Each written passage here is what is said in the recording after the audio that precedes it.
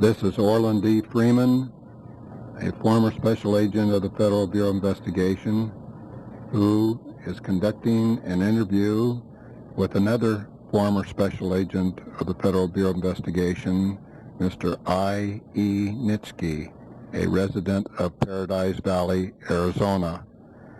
This interview is taking place on August the 12th, 1985, in Mr. Nitschke's home. This interview is considered to be of historical significance inasmuch as Mr. Nitschke is one of the first and founding special agents within the FBI who has pertinent knowledge of many major cases, and particularly the firearms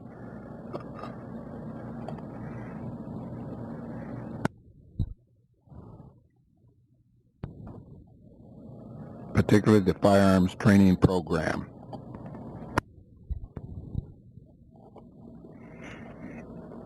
These comments are made in part from actual records supporting most of the statements that will hereinafter be made regarding the Division of Investigation, and currently known as the Federal Bureau of Investigation of the United States Department of Justice. In 1934, about mid-1934, the government agents, then a part of the Department of Justice, received the power of arrest and the right to carry firearms as established by the Congress of the United States. Prior to that time, some of the major field offices of the Department of Justice would have at least one gun in their office, and these were usually Ivor Johnson or Harrington Richardson make, and they were nickel-plated 5-shot 38 short breakback revolvers. There was a partial carton of ammunition in these offices, and with the permission of the agent in charge, in some unusual instances, the agent was allowed to sign out on the log the gun and at least 5 rounds of ammunition. And upon his return to the office, if he fired a shot or no shots had been fired, he recorded the fact that he had returned the gun together with the number of rounds of ammunition. Following mid-1934, after the Congress had passed the previously referred to powers of arrest and the right to carry firearms, it became necessary to equip the field offices of the FBI with weapons, and also to add a section to the training manual covering procedures and etc. By which firearms and these guns would be used. Prior to that time, we only had one manual, which was the Manual of Rules and Regulations, and in the forepart of the manual was the various federal statutes that we had the right to investigate. And it was based on this lack of information that necessitated a complete section in the Manual of Rules and Regulations on the procedures to be followed. Since the FBI only had possibly a half a dozen of the revolvers previously referred to scattered throughout the country, They then went to the various branches of the military, to wit the Marine Corps, the Navy, and Army, and obtained a number of surplus weapons of the following description. The Thompson submachine gun, primarily of the 1921 model and some 1928 models. They were .45 caliber weapons. The 1.5 caliber gas guns, the Browning automatic rifle, which was caliber .30-06, and it was necessary to shoot this automatic rifle with a tripod or from a sandbag. It was not a shoulder type weapon.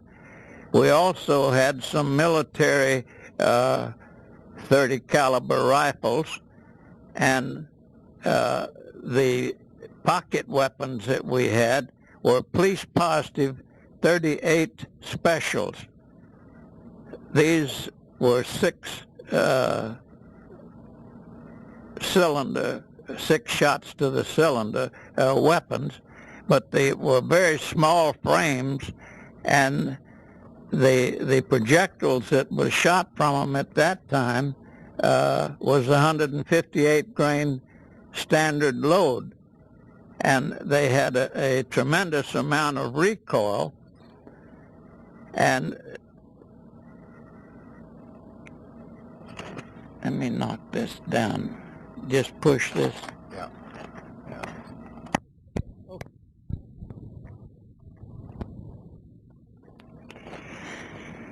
In addition to the guns previously described, we had some Model 70 Winchester sport rifles. They were bolt action. They were 30 caliber, and they were fine guns. The problem with the 30 caliber guns was simply that they had too much penetration, and they were too powerful to be used in congested areas such as motels or cities or someplace of that nature. We ultimately got a Winchester 351 rifle that had a 5-shot clip, and this was the sporting type rifle that was used by sportsmen when they needed a gun of that size for hunting purposes. This gun, later, we made a stock that was shaped like a shotgun stock, put a sling on it, changed the front sight to a partridge type sight, which was approximately 1/8 of an inch in width, and a square shoulder sight for the rear sight. These sights replaced the ones that had come with the gun, which was too fine to be seen with poor illumination, like such as night firing, etc. We put a sling on this gun, and the ejector rod that was beneath the barrel had a button type cap, and when a person would attempt to lock the action open after the gun had heated, you'd burn your finger on the barrel. So we designed a different type of piece that was longer and wider, and you could lock the action open without getting your finger on the barrel and burning your hand, etc. Later, I took this gun to Winchester Arms Company and presented it to them for the purpose of having this particular model gun designed with the shotgun stock, which was more convenient in shooting. The comb on the original stock was narrow, and in shooting rapid fire, or even in single or slow action, the gun would recoil against your cheekbone, and ultimately the shooter's face would become swollen and sore from the recoil of the gun. With the shotgun type stock, that corrected this, and also you would have both hands free when you were walking by putting the gun over your shoulder with the sling. This gun was immediately accepted by the officials at Winchester, and while I was still at the factory, they equipped a gun with the factory installation as I described, and subsequently all of their model guns for use in police departments came out with the improvements that had been made. I might add that this gun was taken to Winchester with the permission of the director, Mr. Hoover. While back in that section of the country, I also went to Colt Firearms, Remington Firearms, and had an opportunity to discover how they make handguns at these latter two places and the various components of the gun. I later came back and went to DuPont's in Wilmington, Delaware, and had an opportunity to study how they manufacture powder and various explosives. By having this information, I was better equipped to discuss with our own agents in training and subsequently in police schools that we might conduct and intelligently reply to any queries that might arise about how guns were made and why this and that and so on.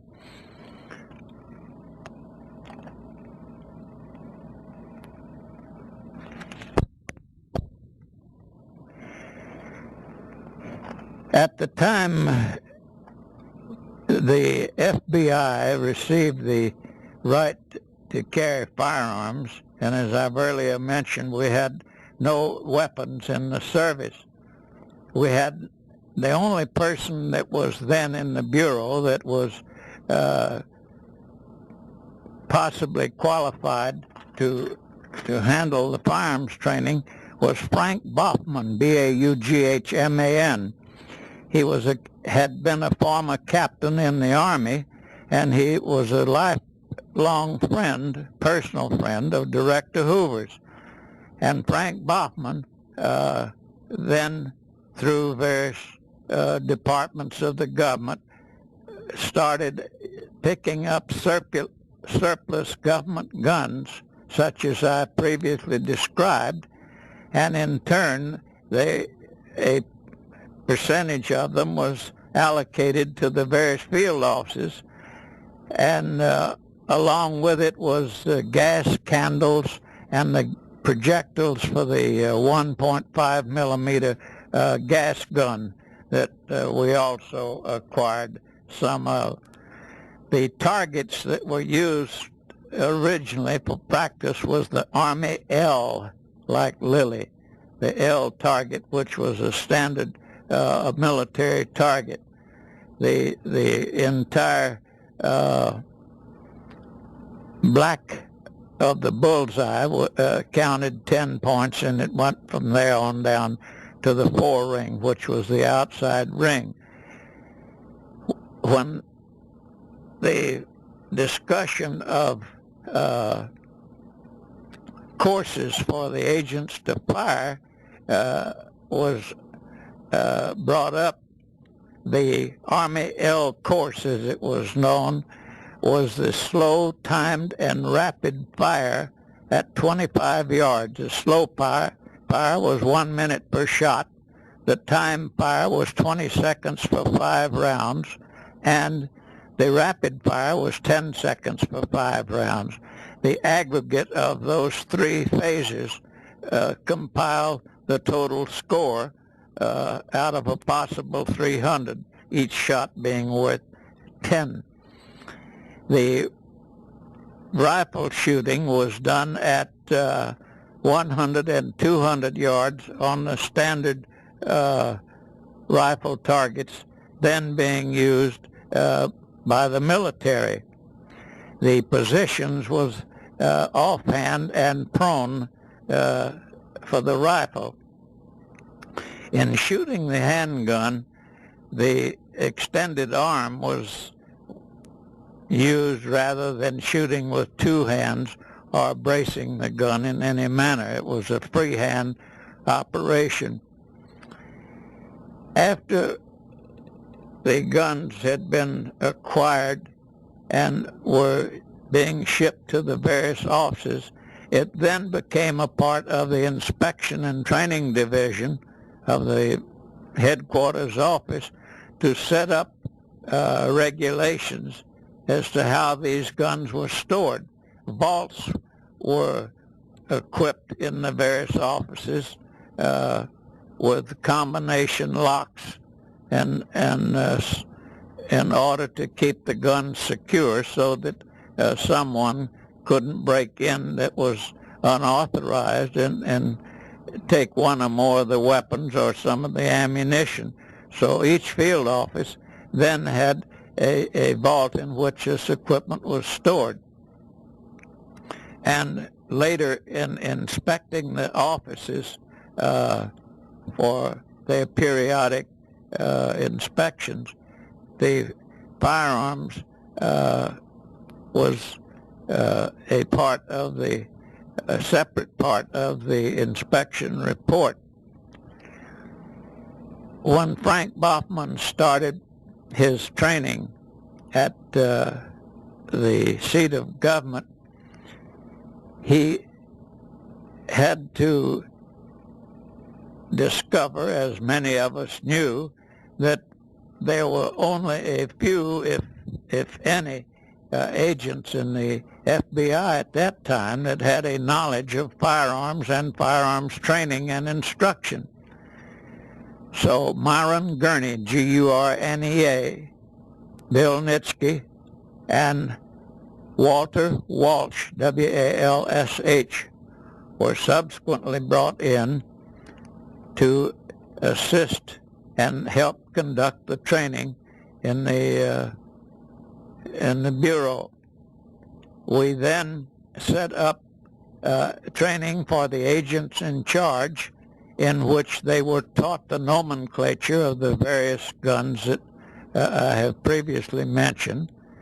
They were taught the various courses and the methods of training that we wanted to use throughout the service.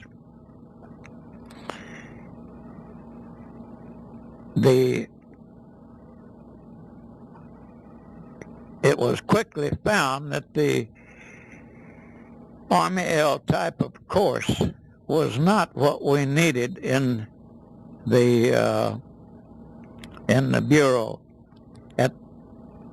At the time that I'm discussing, Harold Nathan, N-A-T-H-A-N, was the assistant director to Mr. Hoover, and Clyde Tolson, in order of seniority, was next in line to Mr. Nathan.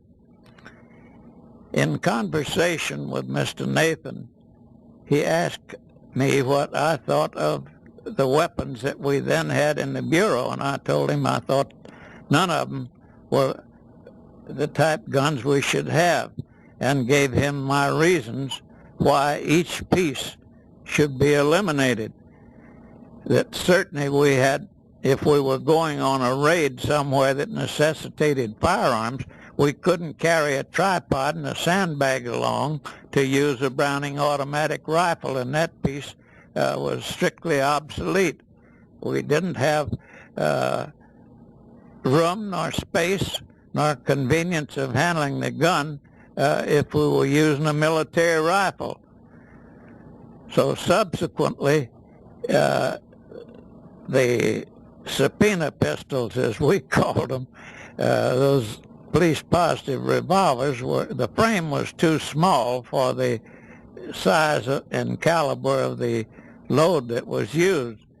So we later got a 38 on a 41 frame manufactured by Colt Firearms, and it was a heavier frame gun, larger stocks, and it was designed primarily for police work, and it was an excellent sidearm. There was a few 38 super automatics that somehow got into the equipment that the Bureau had received, and they were dispensed around to some of the field offices. However, we did not issue those guns to the agents for the simple reason that we wanted every agent, regardless of who he was or his ability with the gun, to use the 38 caliber. Therefore, if you were on a case where it necessitated using the weapons, that each agent would have the same caliber of weapon and could pass ammunition from one to the other if necessary. So we dispensed with a lot of the original guns that have been mentioned so far, for the reason that they were barrage-type weapons and not ideally suited for police work. Ultimately,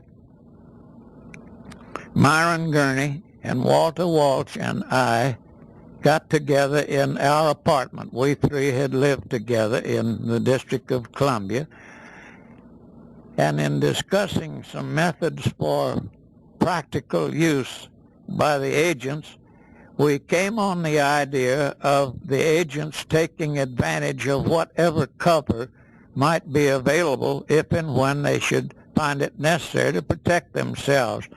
And we then designed and outlined a course of fire that we called the practical pistol course. It was right and left-handed shooting, prone at 60 yards, standing right and left-handed behind barricades at 50 yards, and advancing on up to 25 yards where we shot sitting, standing, left and right-handed. At the conclusion of those stages, we advanced to the 7-yard line where we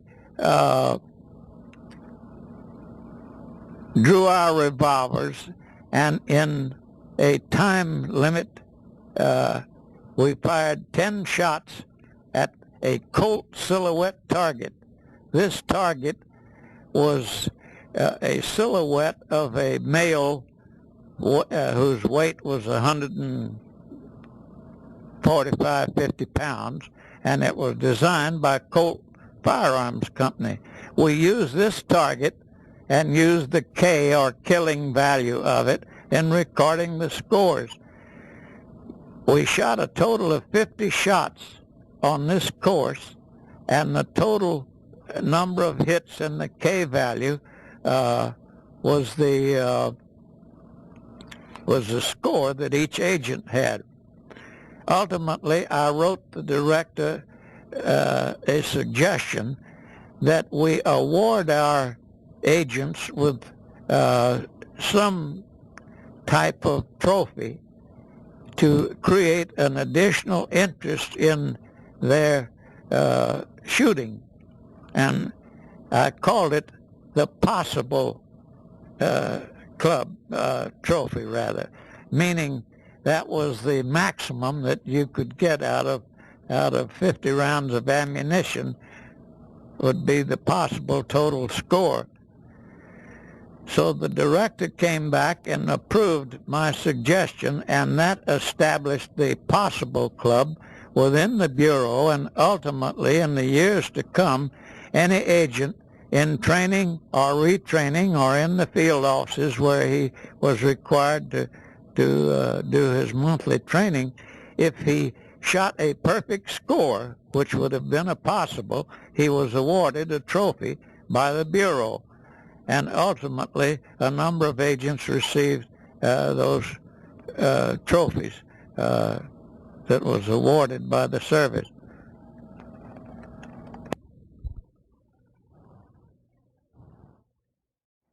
The practical pistol course was the first time in the history of the training for the agents that they were allowed to use two hands on the weapon.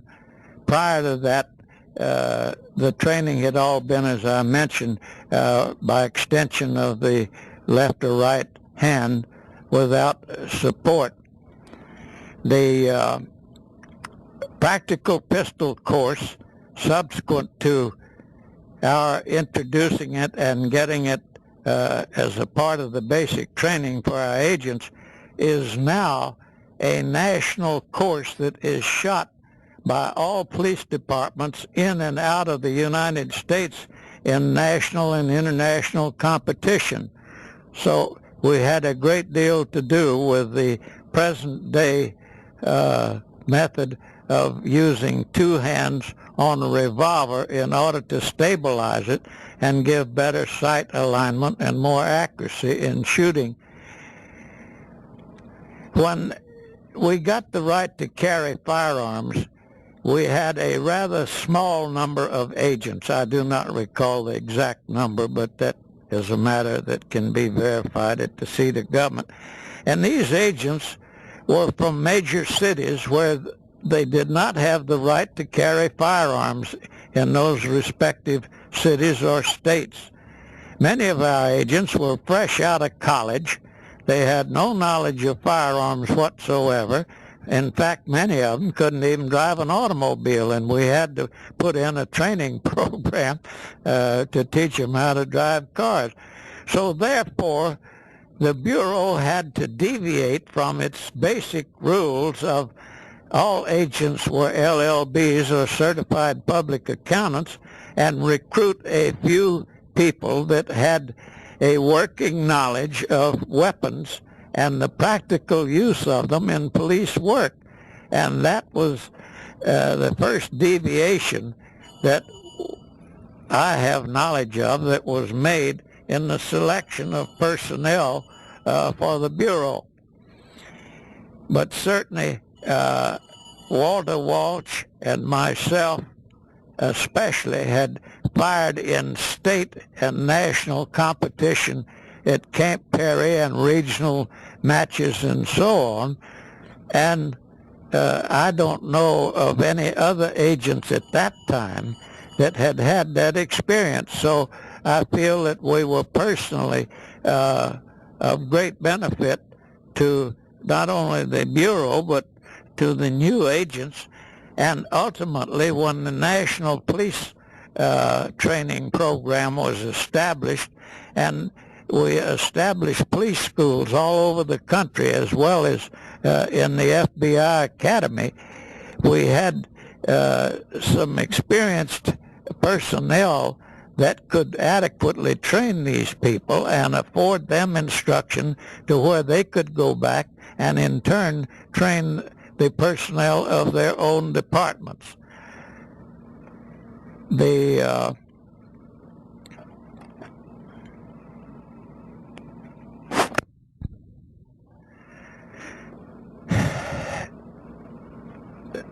training at Camp Perry, Ohio, where the national matches are held in August of every year, included training for police officers as well as military and other civilian personnel, members of various gun clubs, both in and out of the United States. It was an open shoot and attended by several thousand participants each year.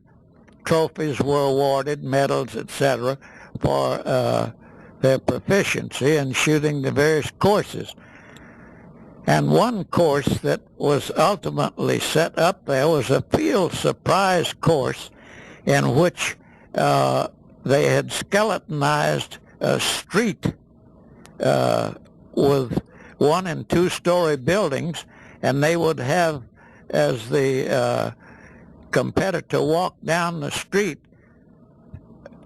certain people would appear in the windows in the form of silhouette targets, and you would draw and shoot at those people. That was called the Hogan's Alley, And we had another field surprise shoot where you were walking out in a field covered with weeds, and unexpectedly a target would spring up from the ground either on the right or the left side, and you would draw and shoot. Those were other methods used back in those days for training police officers primarily, as well as some military personnel. At our suggestion, a Bureau pistol team was formed back in 1935. Now, I have no reference to the squad of about 35 agents that first was sent to Camp Perry at our suggestion. That was just a squad of men representing most of the field offices, so that they would have at least one person in each field office that had had some basic training in the use of police firearms, and when he went back to that field office could help train additional agents before they came to the academy at Quantico. In the early days, when we went to Quantico for firearms training, we had no building. We would stay in the various buildings that was assigned to us there by the Marine Corps, and if the course of training there, including shooting from moving automobiles and the transportation of prisoners, etc., we gave all of that training right at Quantico. In addition, then, we added collection and preservation of evidence, writing reports, and so on, in order to combine and comprise a course of training for police officers that was practical and useful. Most of the police officers had no knowledge in those days about either the collection or the preservation of evidence. So we formed a pistol team with Frank Boffman as the captain of the team. Now, he was a non-competitive member. He was merely the captain of the team. And the rest of them on the team, there was 7 of us total, including Frank, and we had 5 members of the team with an alternate, and we competed in matches in Florida and various places, and that helped establish a rapport with the various police officers that invariably attended these tournaments. So that was the first and the only Bureau pistol team that existed up until the time that I retired from the Bureau. The members of the first Bureau pistol team that was established in the year 1938 was Captain Frank Boffman. He was a non-competitive member of the team. Other members on the team were Myron Gurney, Dick Glavin, Ralph Winton, Tom McDade, Walter Walsh, and myself. There was a total of 7 on that squad, and we had jackets that all matched, and we gave a good account of ourselves, and the trophies that we used to win in these tournaments, either individually or as a team, were presented to the director for retention in his museum. This squad in 1938, our team, some of the members were on the original group that went to Camp Perry in 1935, and there are photographs of record of that group. There were about 12, 14 members of that squad, comprised of agents from the various offices that I've previously described. In order to clarify a previous statement, the pistol team of the FBI had nothing to do with the squad that went to Camp Perry in 1935. That was a separate entity. I believe, for a matter of clarification of the record, I have already described it. There was Director Hoover and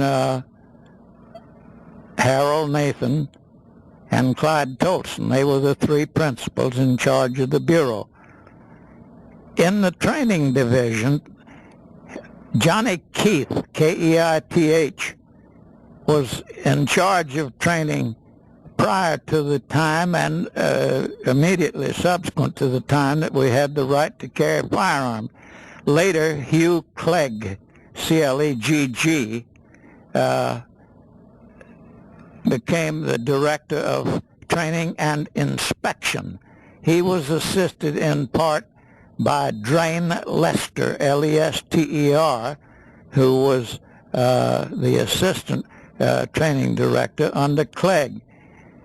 I was assigned to the Training and Inspection Division under Clegg for a number of years in the early days of our training, and I might add that I put on police schools in almost every state in the Union to establish and develop a method of training and to help get good guns and so on in the hands of the officers.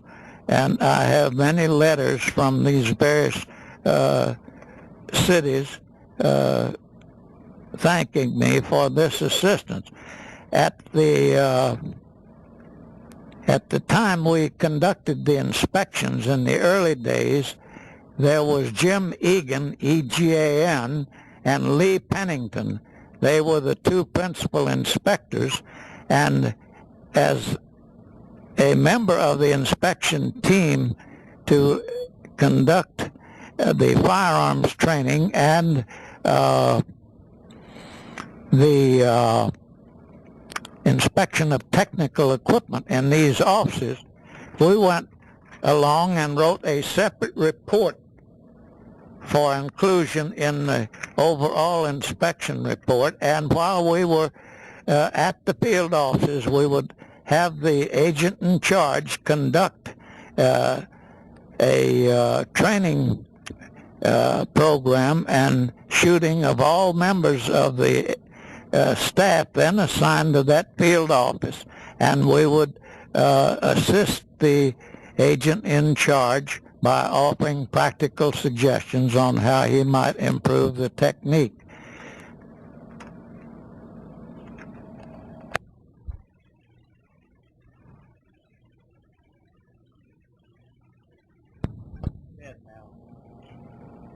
But he had to go out on a case one night, and he was in a rough neighborhood, and he thought he'd better have a gun on. So he signs the damn gun out, signs out for 5 rounds of ammunition, goes out, completes his interview, comes back to the office, but he didn't know how to open the brake back on the gun and unload it. He's got the hammer back, and he didn't know how to get the hammer down without pulling the trigger. What the hell does he do?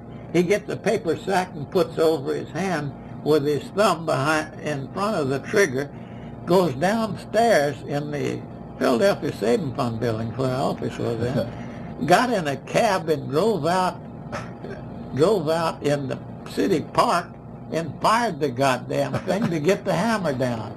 Now that's what they didn't and that's know. one of the first That was the old gun, and he was an old-timer out of that Philadelphia office. I can sit down and by the way, I'm proud of this. I never had one scratch put on one policeman or one agent in my lifetime because I was strict on my rules and regulations, safety. I drove safety home till hell wouldn't have it. And Bill, I never had one injury in all the years, and I trained thousands of men. And I'm proud of that record. You should be, Bill. So, but I thought I'd tell you about that. Well, you mentioned something earlier about the ammunition and how scrupulous you were in checking with the ammunition. Damn right. And I had a standing order out in the field. I'd tell the agent in charge this. The first time an agent comes in and you've got some ammunition that's been hit with a fine pin that didn't go off, you call me, because I'm keeping a record of it. And I would tear those manufacturers' ass up. And they had special inspection and special check on the primers. In other words, the primers had to be seated in the cases, because if they were sitting up like this, they might accidentally, when you swung the cylinder in, might accidentally be struck and go off. And also, they weren't seated right, and if they were hit when the cap was up high, the flash of that, you see, you got a fulminate flash that comes out of that percussion cap. That ignites the powder. The powder doesn't explode. It burns, and the gas from it is what gives you the pressure to carry your projectile out. But anyway, they used to ship me ammunition that we never paid a dime for, because I'd phone up and just tear the living hell out of them. Well, by God, you send somebody down here. We're not going to take our time and our men to load this stuff up. But this whole goddamn car of ammunition's coming back if you don't do something about it. Because you said that could a dud like that, dead agent, defending his life, and the damn gun doesn't go off when he pulls the trigger. So, excuse me, I asked for a raise of hands of the class of new agents as to who in the class had ever fired a weapon. And this one guy stuck his hand up rather sheepishly and told me later that he'd fired an air rifle. And that was one of the very first group that went through. And he was the only... But he was a fresh guy out of the college, you know. He hadn't had... and we had a hell of a time teaching some of those guys how to drive an automobile. Because they hadn't... You'd be surprised, the guys that came in. Well, where the hell were they going to drive a car in New York or Philly or even Chicago or Boston? Some of those big cities? Hell, those kids born and raised in the city, and their parents never owned a car, and the only thing they ever rode was the subway. Bill, to Quantico, when was the building, the old building at Quantico put up for us? So was that, you know, not the new one, but the one back in the 30s that you and I went through? Well, we stayed, the Rifle Range Detachment headquarters was out south of the base there at Quantico. And that's where all the Marine Corps fellows stayed that had to do with maintenance of guns, cleaning of the guns, and fixing the targets for the range and all that stuff. Well, we stayed in tents. The first year was down there.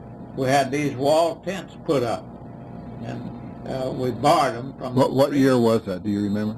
That was 35. 35. Yeah, 35, and it was cold. In fact, that picture of all those agents in that snow, we were then staying in G, like George G barracks, and that was the barracks in which the Marine Corps band that stayed, that went all over the country playing for and represented the President of the United States. You know, the band, and that they had some fine musicians in that band. Those goddamn musics used to get up at 4:30 and 5 o'clock in the morning and start practicing with their different instruments. That hell, there's no way you could sleep. We slept in G barracks. We slept in the barracks of the Rifle Range Detachment. And one year, one year, this is before we had our own building, and it all pointed to the necessity for it. One year, we stayed in the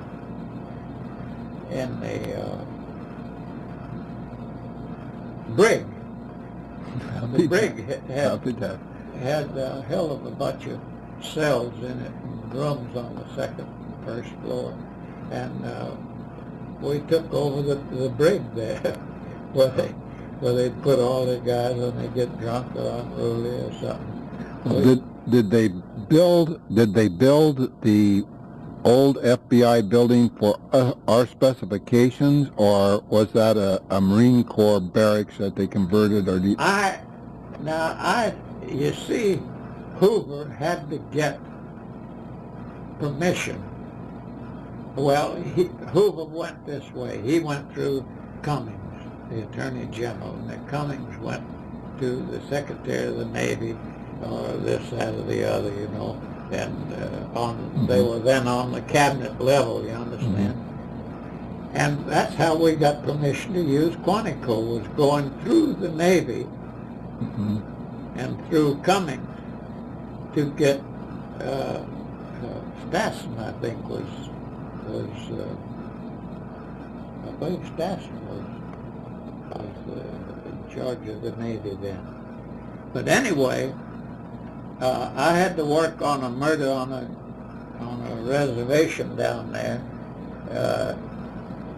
because I knew all those Marine Corps officers and all so well. I'd been down there for many years, and they had a murder at what the hell's the area where Washington and Tidal Basin? Or? No, it's on the way to Quantico. Jesus Christ. Manassas, or did you get it? I'll think of it in a minute. Well, it's where they had it was where Washington lived, he and his wife. Oh, I know. What the hell do they call it? Well, anyway, that's a federal park. Mount Vernon. Yeah, Mount Vernon. I'll get it. Yeah, that's what the hell I was trying to think of. There was a guy murdered out at Mount Vernon. They had like a park, and they'd have little picnic grills here where you could heat up something if you wanted to. Well, there was a guy murdered, and they found him by one of these grills there at Mount Vernon. And there was an indication that the guys that killed him were in uniform. Well, at that time, there was only two bases down there. That was Quantico and the one at Fort Lewis, where they had uniformed personnel. So they assigned me the damn case. I've got a nice letter from Hoover for thanking me for the work I did on it. So in the meantime,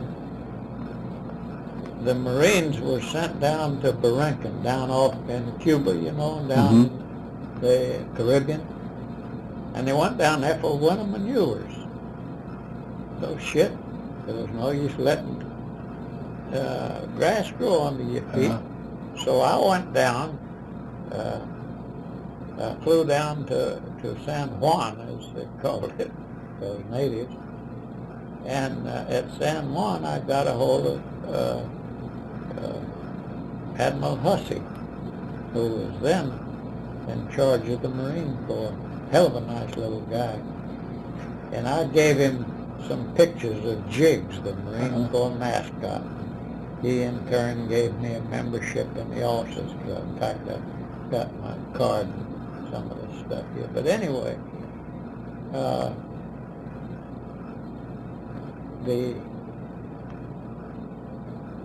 I went down to the winter maneuvers and worked for weeks down there, and I had a question there, and we used, by the way, we used the Wyoming as my base of operation, and I had a letter from I'm sure it was from Stassen, that gave me travel priority, and whenever I'd have to go someplace out to one of those boat they knew I had this blanket authority, and I'd get in one of their Grumman's with a pilot, and hell, we'd take off and go out to wherever we necessary. Well, I went all over that country for weeks and weeks down there, and finally got the identity of the guys that